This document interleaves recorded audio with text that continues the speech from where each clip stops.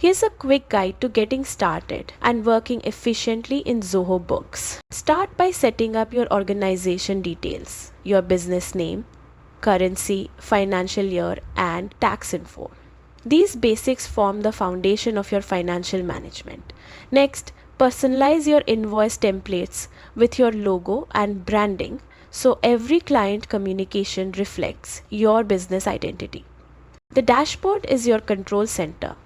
It shows real-time insights into cash flow, receivables, payables, and invoice status, helping you make informed decisions quickly. For managing sales, head to the sales section. Here you can create quotes, sales orders, and invoices, including recurring or retainer types. You can also issue credit notes, send invoices via email or PDF, apply discounts, and track payments seamlessly. On the purchases and expenses side, Zoho Books lets you attach receipts, record payments, and manage bills, purchase orders, vendor credits, and more.